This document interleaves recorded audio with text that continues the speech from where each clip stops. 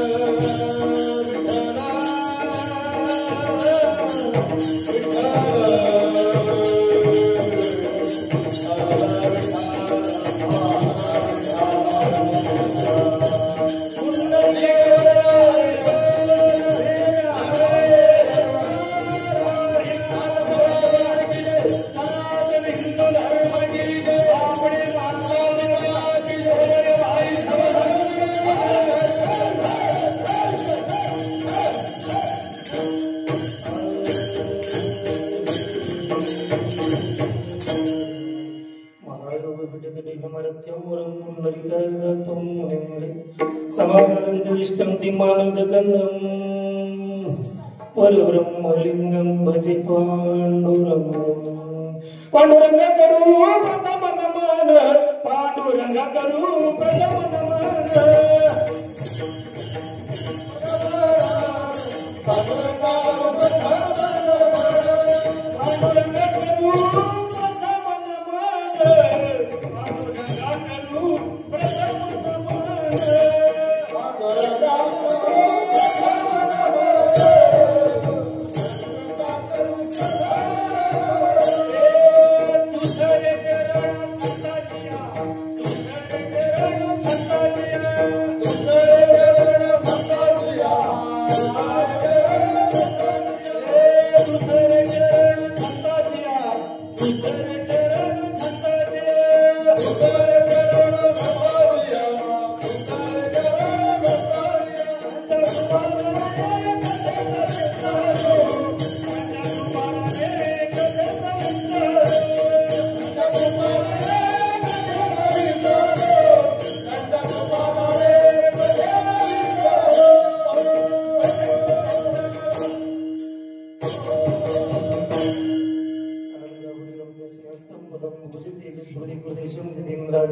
सदा सूर्यमानं समाधिस्थं मूर्ती भजे ज्ञानदेवं जयांची गेल्या स्मरण सकल विद्यांचे अधिकरण तेची श्री चरणवंदू श्री गुरूंचे ते नमस्कार यदा ओम गुरुर्ब्रह्मा गुरुर्विष्णू गुरुदेव महेश्वर गुरु साक्षात परब्रह्म तस्मै श्री ओम गुरुवे नमः ओम नमः शिवाय नमः शिवाय हर हर भोले नमः शिवाय शिवाय नमः शिवाय हर हर भोले नमः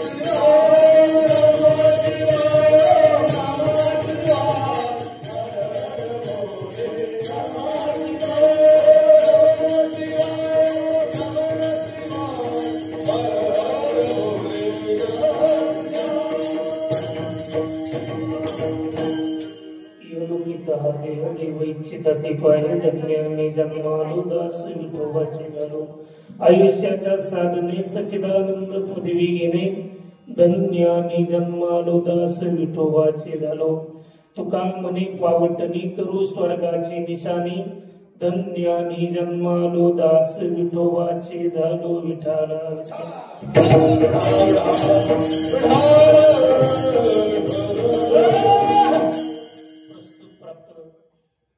कीर्तन रूपी सेवेकरता निवडलेला अभंग विश्ववंदनीय जगद्गुरु तुकोबारायांचा अभंग 4 चरणाचा, सगळ्यांच्या पाठाचा, सगळ्यांच्या परिचयाचा. वारकरी संप्रदाय म्हटल्यावर नियमय आचारसंहिता आहे. सप्ताह तुम्ही 1.5 दिवसाचा करा, 3.5 दिवसाचा करा, 15 दिवसाचा करा, महिन्याचा करा, 7 दिवसाचा करा, 6 महिन्याचा करा. संप्रदाय म्हटल्यावर नियमय आचारसंहिता आहे. पहिल्या दिवसाचं कीर्तन हे नागपूर प्रकरणातलं असतं, शेवटचं जागराचं कीर्तन मागणीपर प्रकरणातलं असतं आणि सांगतेचं काल्याचं कीर्तन गवळणपर प्रकरणातलं असतं. वारकरी संप्रदाय म्हटल्यावर नियमय आचारसंहिता आहे. अभंग वेगवेगळे. रविवारचा अभंग वेगळा आहे, सोमवारचा वेगळा आहे, मंगळवारचा वेगळा आहे, बुधवारचा वेगळा आहे, गुरुवारचा वेगळा आहे, शुक्रवार शनिवारचा वेगळा आहे, दत्त जयंतीचा वेगळा आहे, हनुमान जयंतीचा वेगळा आहे, महाशिवरात्रीचा वेगळा आहे. नवे नवे सकाळी पहाटेचा काकड्याचा अभंग वेगळा आहे, दुपारी नियमाचं भजन वेगळं आहे, संध्याकाळचं नियमाचं भजन वेगळं आहे, संध्याकाळी रात्रीच्या भजनाचं अभंग सुद्धा वेगळे. नवे नवे जन्माला आल्याचा अभंग वेगळा आहे, जिवंत असतानाचा वेगळा आहे आणि गेल्यानंतरचा सुद्धा वेगळा आहे. संप्रदाय म्हटल्यावर नियमय आचारसंहिता आहे. म्हणून सेवेकरता घेतलेला अभंग विश्ववंदनीय जगद्गुरु तुकोबारायाचा अभंग 4 चरणाचा, सगळ्यांच्या पाठाचा, सगळ्यांच्या परिचयाचा, निर्याणपर प्रकरणातला आजच्या अभंगामध्ये या कैलासवासी लक्ष्मीबाई कांबळे यांच्या चतुर्थ पुण्यस्मरणानिमित्त सेवेकरता निवडलेला अभंग विश्ववंदनीय जगद्गुरु तुकोबारायाचा आहे. निर्याणपर प्रकरणातल्या आजच्या अभंगामध्ये विश्ववंदनीय जगद्गुरु तुकोबाराय तुम्हा आम्हाला सांगतात, माय बापा हो, श्रोते सज्जन हो, इहलोकीचा हा देह देव इच्छिता ती पाहे. इह लोकीचा हा देह, इह म्हणजे कोणत्या लोकीचा? या मृत्यू लोकीचा. तुम्हा आम्हाला जो काही 3.5 हाताचा देह मिळालाय ना, ह्या लोकातला म्हणजे इह लोकीचा हा देह देव इच्छिता ती पाहिजे.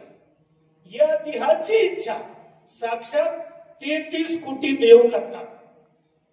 का? कारण याच देहाने भगवान परमात्म्याची भक्ती करता येते, याच देहाने तीर्थयात्रा करता येते, याच देहाने नामस्मरण करता येतं, याच देहाने अन्नदान करता येतं, ह्याच देहाने समाजाची सेवा करता येते, ह्याच देहाने विश्वाचं कल्याण करता येतं. म्हणून इहलोकीचा हा देह देव इच्छिता ती पाहे. का? म्हणून तुकोबारायांनी त्या देवाला सुद्धा धन्यवाद दिलाय की धन्य आम्ही जन्म आलो, दास विठोबाचे झालो. का झालो? आयुष्याच्या साधने सच्चिदानंद पदवी घेणे. आयुष्य तुम्हा आम्हाला जे काही 60-70 वर्षासाठी आयुष्य नावाचं साधन मिळाले, त्या साधनेच्या माध्यमातून सच्चित आनंद पदवी घेता येते. म्हणजे जो आनंद चिरकाल टिकणार आहे, ज्या आनंदाचं कुणीही शब्दात वर्णन करू शकणार नाही, अशा आनंदाची पदवी घेण्यासाठी पंढरीच्या पांडुरंगाने, भोलेनाथाने तुम्हा आम्हाला या मृत्यू लोकामध्ये पाठवलंय. म्हणून विश्ववंदनीय जगद्गुरु तुकोबाराय म्हणतात, तुका म्हणे पावटणी करू स्वर्गाची निशाणी. म्हणजे जसं गेले मार्ग दावून आधी अनेक वारकरी संतांनी तुम्हा आम्हाला हा भक्ती मार्ग दाखवला. कारण तीळ पुण्याचा संचय करावा लागतो, तेव्हा तुम्हा आम्हाला मनुष्य देह प्राप्त होतो. आणि मनुष्य देहात तुम्ही आम्ही जन्माला आलोय, म्हणून सत्कर्म हे आपल्या हातून घडलं पाहिजे. तेव्हाच खऱ्या अर्थाने तुका म्हणे पावटणी, तेव्हाच आपण स्वर्गाच्या वाटेला जाणार आहे. स्वर्गामध्ये जाणार आहे, कुणी वैकुंठात जाणार आहे, कुणी कैलासात जाणार आहे, कुणी नरकात सुद्धा जाणार आहे. आणि त्यासाठी तुकोबाराय धन्यता देतात. धन्य आम्ही जन्मालो, दास विठोबाचे झालो. सरळ सरळ भावार्थ चिंतनाला सुरुवात विठाला.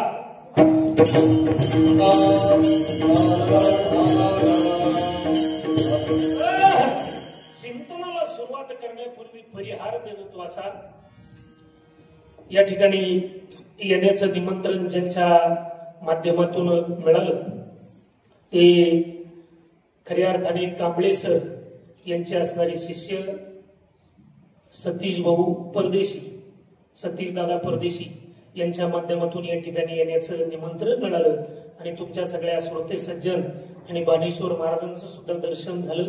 म्हणून पंचकृषीतून आलेले गायनाचार्य मंडळी, मृदंगाचार्य, पीटी मास्तर आणि आपल्या जो विश्ववंदनीय जगद्गुरु तुकोबारायाचा जो पालखी सोहळा आहे, 139 क्रमांकाची दिंडी, त्या दिंडीतली चौकदार आहे, फार मानाची दिंडी आहे. 139 क्रमांकाची आपल्याच भागातली ते चौकदार आहेत, विनेकरी, तुळशीकरी, आणि तुम्ही सगळे श्रोता सज्जन मस्तक हे पायावरी या वारकरी संतांच्या, सगळ्यांना धन्यवाद. चिंतनाला सुरुवात विठाला.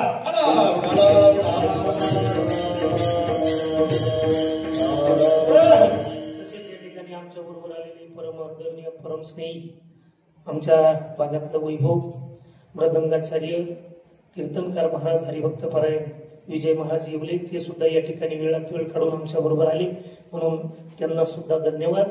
आणि ज्ञात अज्ञात सगळ्यांना धन्यवाद. अगदी बरोबर वेळेमध्ये आपण खऱ्या अर्थाने चिंतन मांडण्याचा प्रयत्न करणारे, म्हणून तुम्ही श्रोते सज्जन खऱ्या अर्थाने कांबळे परिवाराच्या या पुण्यस्मरणाच्या कार्यामध्ये सहभागी झालात, म्हणून तुम्हाला सुद्धा धन्यवाद. चिंतनाला सुरुवात. सुंदर अशी साऊंड सिस्टीम आहे, सुंदर नियोजन आहे, म्हणून पुनश्च एकदा सगळ्यांना धन्यवाद. विठाला.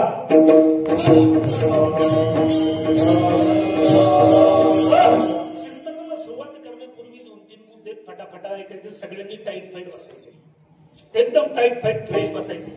पाऊस उघडला तुमच्याकडे? आता तर उघडेलच नाही. पाऊस उघडला ना? भरपूर झालाय, कमी झालाय का जास्त झालाय? जास्त झालाय. भरपूर समाधान देणार पाऊस झाला. मग तुम्ही टेन्शन मध्ये काय? एकदम फ्रेश बसा, एकदम फ्रेश. मी म्हणतो पर अख्खं जळून गेलं तरी तुम्ही फ्रेश बसा. कारण किती टेन्शन घेतलं ना, आपण टेन्शन घेण्याने पाऊस उघडणार नाही, आणि आपण टेन्शन घेतल्याने पाऊस जास्त सुद्धा येणार नाही. मग टेन्शन घ्यायचंच काय सासरा? म्हणून तुम्हाला भगवान परमात्म्याने जे काही आयुष्य दिलंय, काळ वेळ नाम उच्चारिता नाही, त्या आयुष्याच्या वेळेमध्ये कोणत्याही स्थळी, कोणत्याही ठिकाणी आपण भगवान परमात्म्याचं भजन केलं पाहिजे, नामस्मरण केलं पाहिजे. अजिबात चिंगीचं, गुड्डीचं, पप्याचं, बंटीचं, कांद्याचं, डोंगळ्याचं, जर्शीचं, शेळ्याचं, बोकडाचं, कुंडीचं, बायकोचं, चिमणीचं, कावळ्याचं, म्हशीचं, रेडकोचं, पिल्लाचं अजिबात सरपंच, आमदार, खासदार, बंगला, गाडी, सोनं, नाणं, संपत्ती अजिबात टेन्शन घ्यायचं नाही. कारण का? आपण मोकळे आलोय, मोकळीच जाणार आहे. फक्त उत्तम चिमुरे आपली कीर्तीच पाठीमागे उरणार आहे. म्हणून सगळ्यांनी टाईट फट बसा. बसले आणि सगळ्यांनी आपला उजवा हात वर करा, ज्याला हात स्वतःचा उजवा हात आहे, इकडचे फक्त बसले, हाताचा केला का हात वरती, आपला स्वतःचाच हात करा, डोक्यावर ठेवा, आपल्या ठेवला का? आपल्या आपल्या डोक्यावर ठेवा, आपल्याच ठेवला का? ठेवला का? प्रत्येकाच्या डोक्यावर ठेवला का? स्वतःच्या मनाला फक्त प्रश्न विचारायचा. बसले तुम्ही, डोक्यावर हात ठेवला, एक प्रश्न बाणीपुराच्या दरबारात इमानदारीने विचारायचा, आपल्या डोक्यात मेंदू आहे का?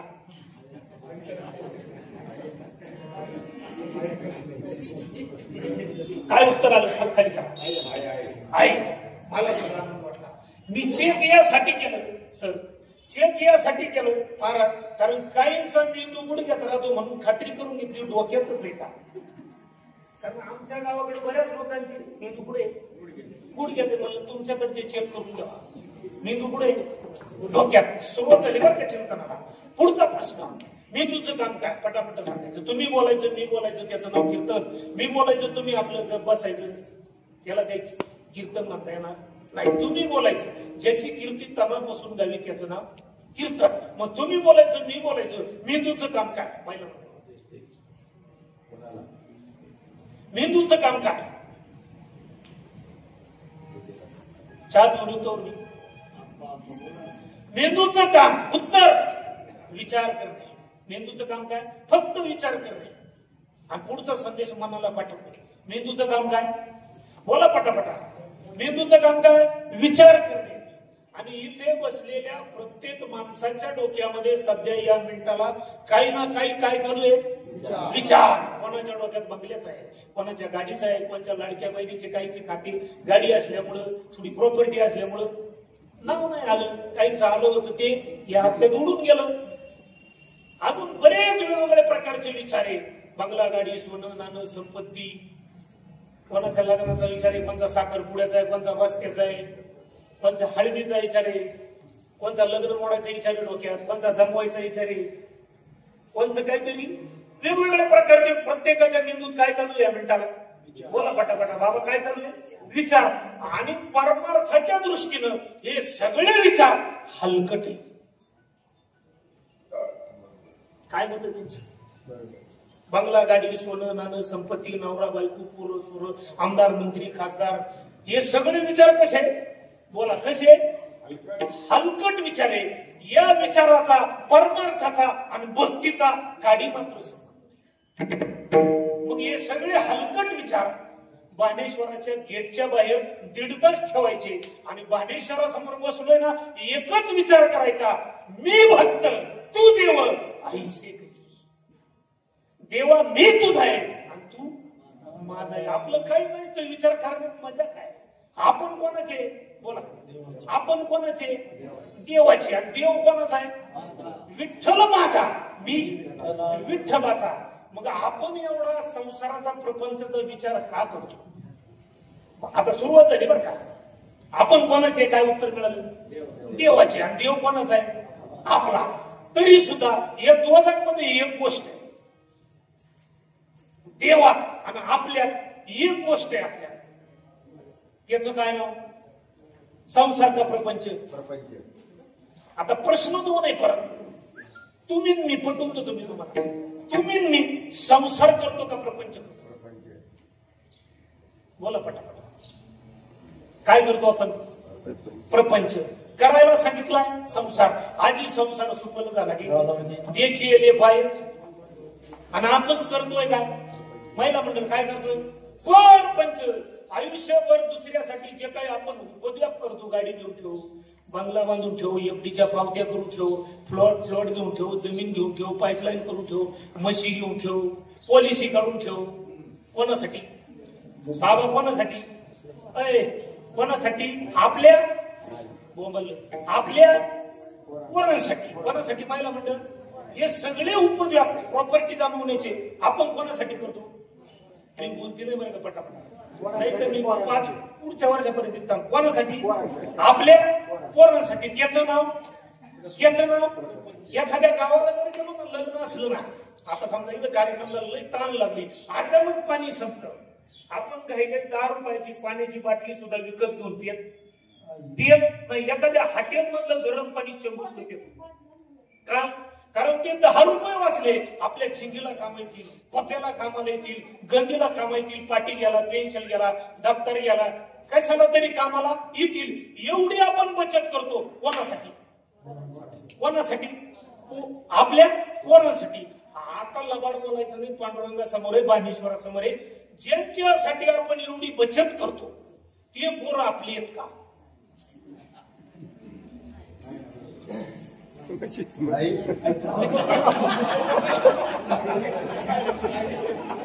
संध्याकाळी भाकरीची बचत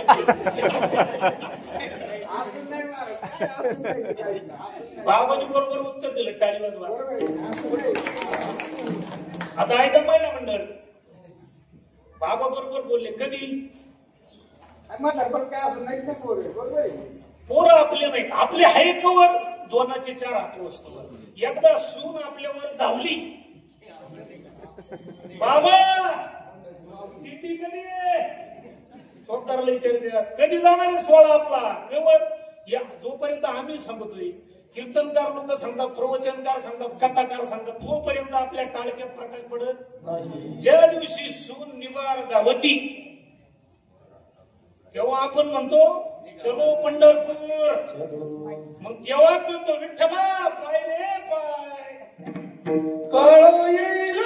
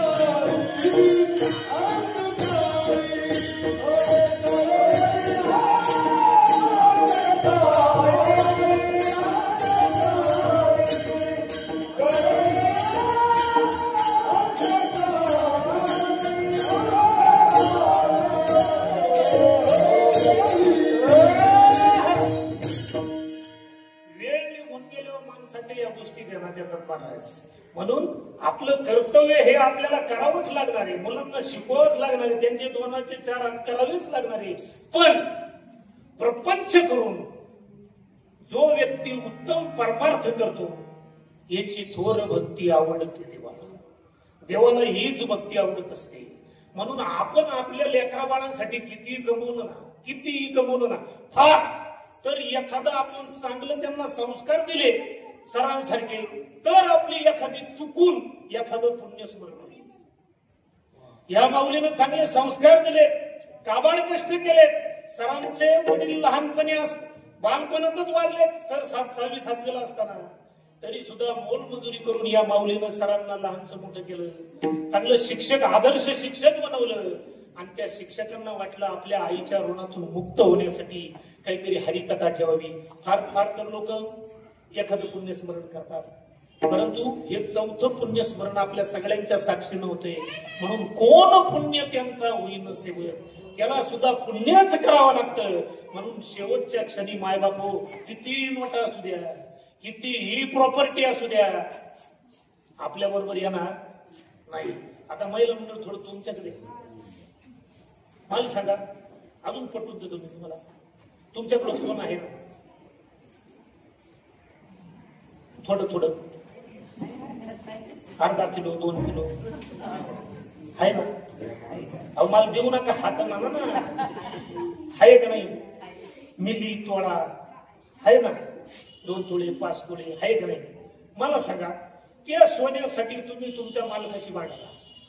90,000 रुपये बाजाराचा 89, बरोबर ना? भांडता का नाही? मला सांगा, आपल्या हिंदू धर्माच्या नियमानुसार तुम्ही गेल्याच 5-25 वर्षानंतर अजून जाणार नाही. त्या सोन्याचा मालक कोण राहतो? आपली मुलगी. आपलं महिलांच्या सोन्याचा अधिकाराचा वारसदार कोण राहतो?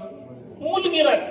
मला सांगा, तुमच्याकडे किती सोनं असू द्या, अजून 2-5 वर्षानंतर तुमच्या सोन्यावरून तुम्हाला मुलगा मुलगी जर असले ना, 2 मुलं असू द्या 3 असू द्या, त्यांच्यात भांडण होणार आहे.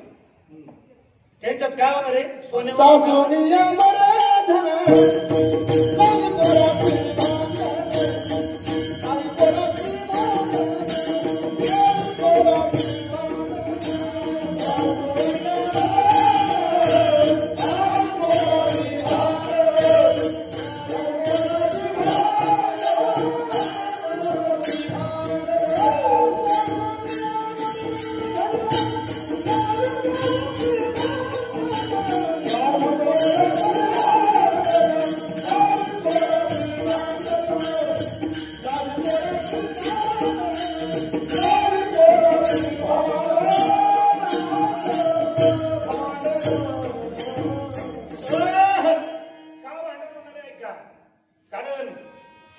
आजारी पडल्यानंतर आणि तुमचा दशक्रिया विधी पार पडल्यानंतर महिला मंडळात तुमचा मुलगा तुमच्या बुड्डीला छकेला म्हणणारे छके बुड्डे, मम्मीच्या दवाखान्याला माझा 5-7 लाख रुपये खर्च झाला.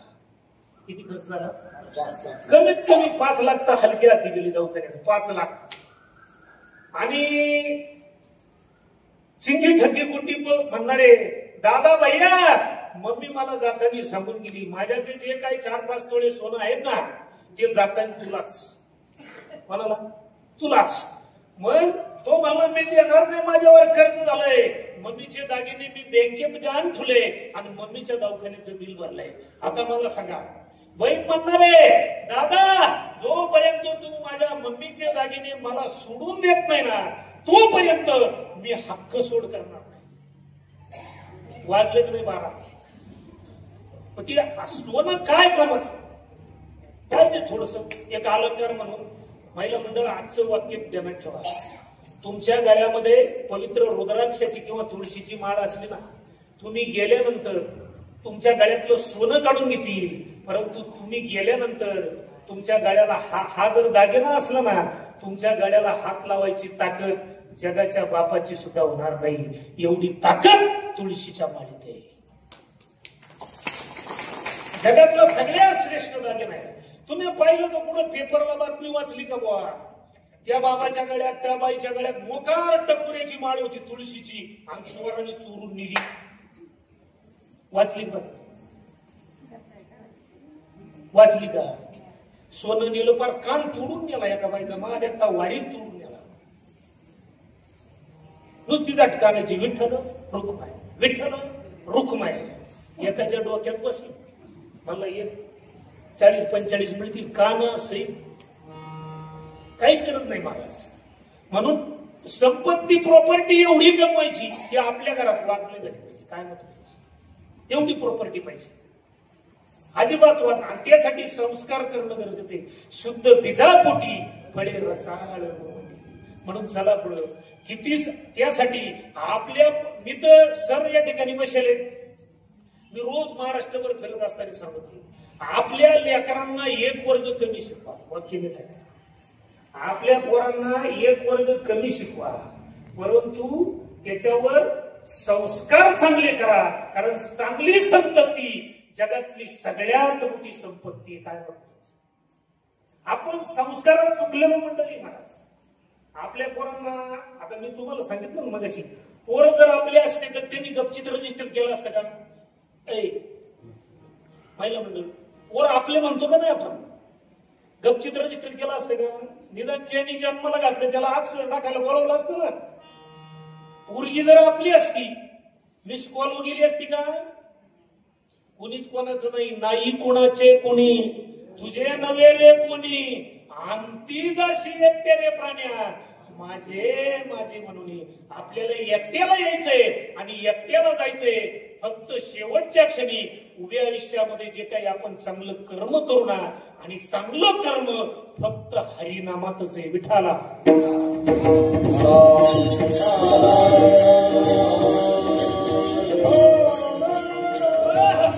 चांगलं कर्म करण्यासाठी भगवान परमात्म्याने तुम्हाला मला हा 3.5 हाताचा देह दिलाय.